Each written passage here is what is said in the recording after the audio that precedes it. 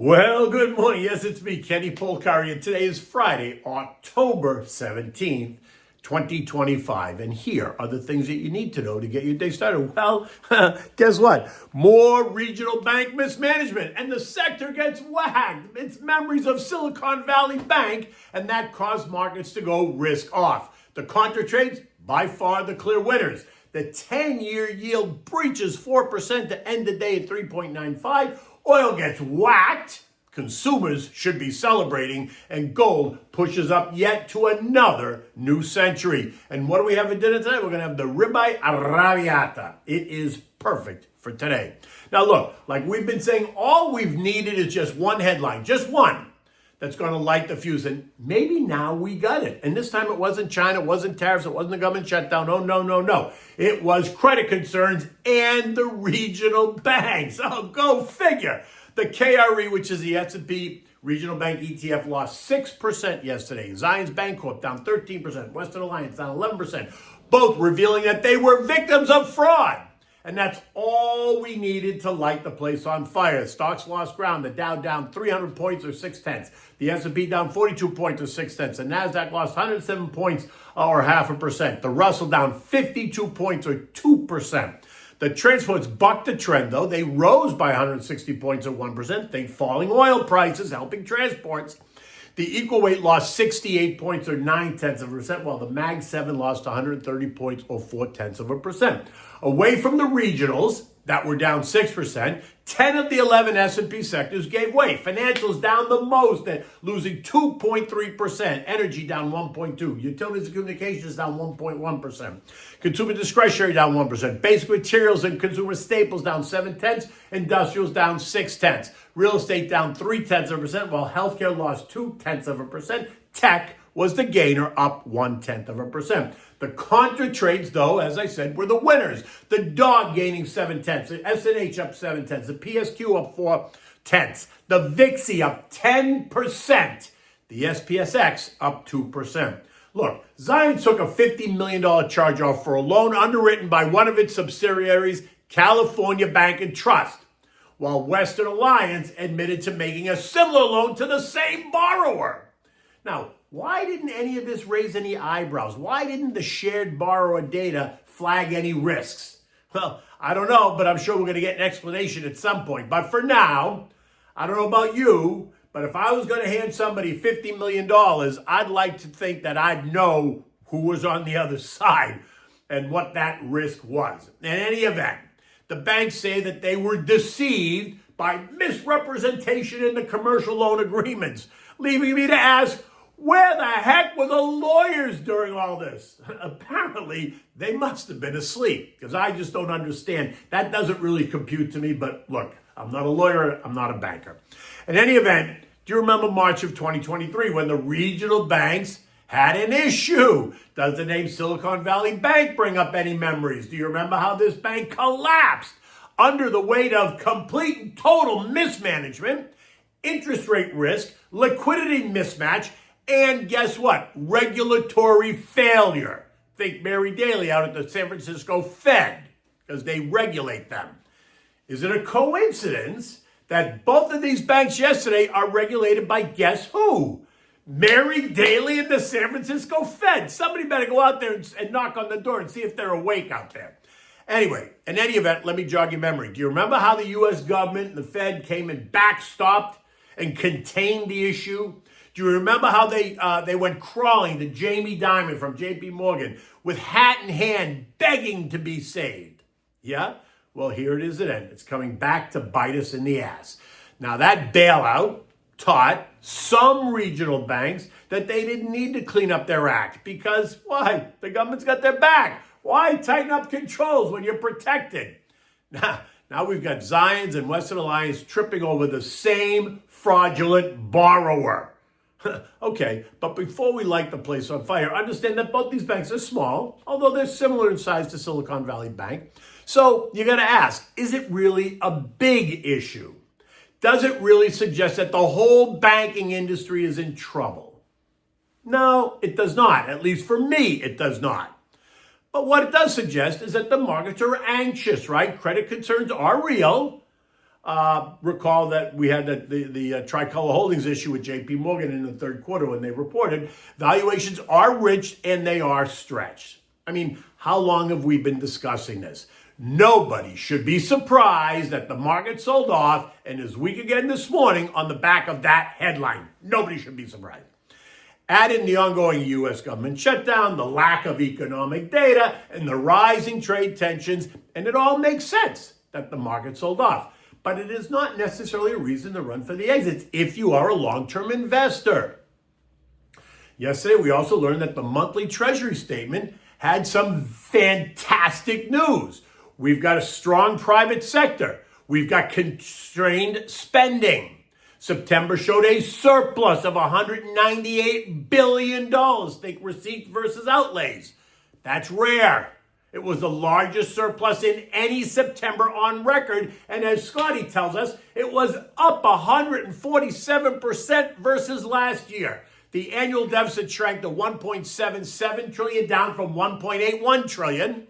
The fiscal year 25's deficit to GDP is now projected to be under 6% and under 3% by 2028. And that is good news.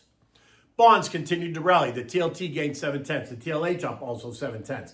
And that caused yields to plunge. The 10-year, which had tested 4% earlier in the week, tested it again, and guess what? Failed to hold, sending the yield down to 3.95%.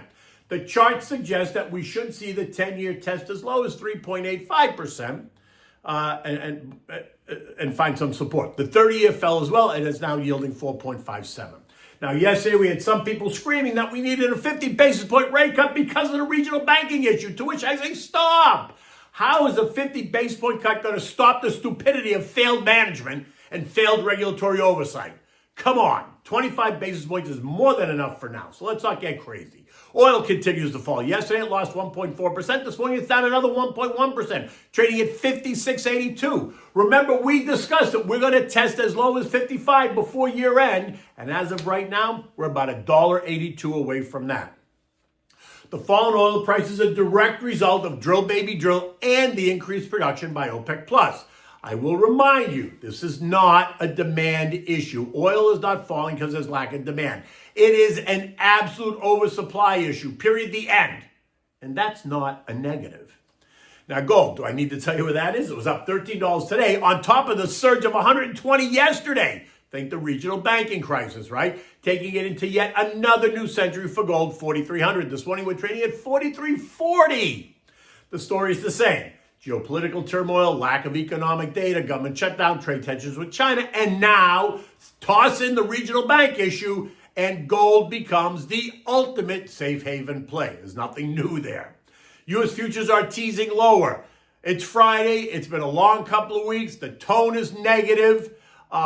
Blah, blah, blah, all that stuff. Do not despair. Dow futures are down 240. They were down 370. S&P's down 54. They were down 75. Nasdaq's down 240. They were down 350, while the Russell's down 32. They were down 45. Once again, we won't get any eco data, and the regional bank story will be the story. The algos will focus on the negatives, and that will provide the opportunity for the savvy long-term investor. European markets are all lower. Some in the media trying to blame our latest regional banking issue on their weakness, to which I say, really? Do the Europeans, are they really worried about two small U.S. regional banks? Come on. Have they even heard of Zions and Western Alliance? Let's be serious. Markets there could be lower because they're also worried about some of their banks, whether or not any of their banks are mismanaged like Zions and Western Alliance. Now, to be fair, that's a real concern. But if they're not, then this too is going to become a non-event, right? Markets across the zone are all down about more than 1.25%. Germany seeing the most pressure, down 2.2%. The S&P closed at 66.29, down 42 points.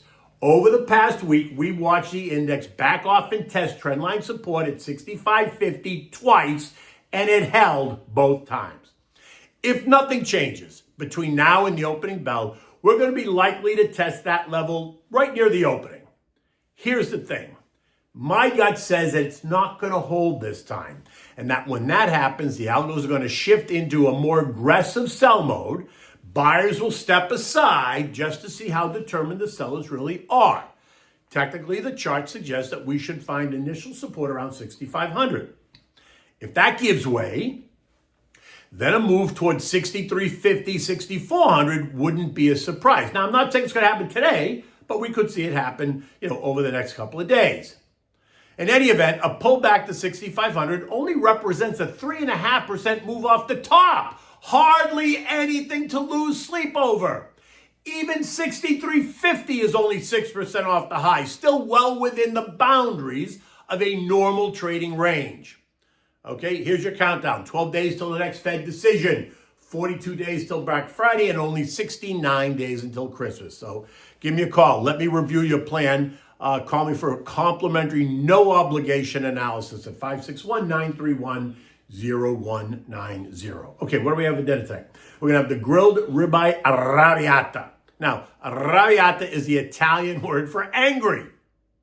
It was created in Rome. The sauce is simple to make, and it gets its anger from the red chili pepper. Today, we're serving this over a grilled ribeye.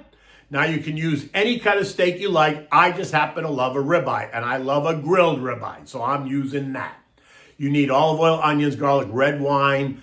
You need sugar. You need crushed red pepper. You can use chili peppers if you want it really hot, hot, hot. You need lemon juice, oregano, salt, pepper, crushed tomatoes, tomato paste, and chopped parsley.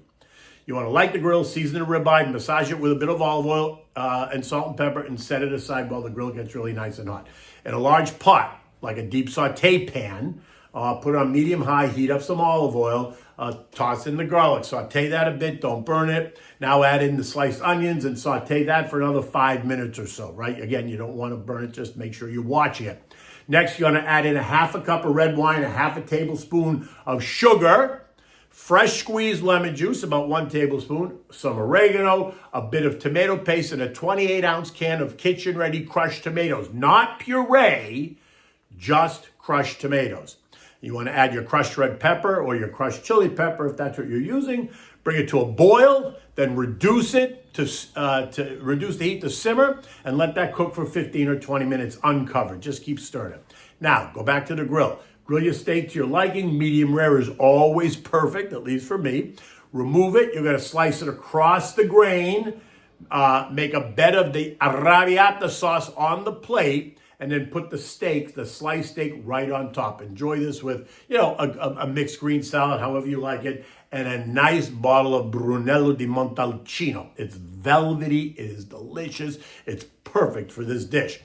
In any event, it's Friday morning. The sky is blue out there. I know you can't see it, but it is blue. It's going to be a beautiful day today, and I hope it's going to be a beautiful day tomorrow because I really need to get to the beach to get a little bit of sun, and I miss the ocean. In any event, until Monday, take good care.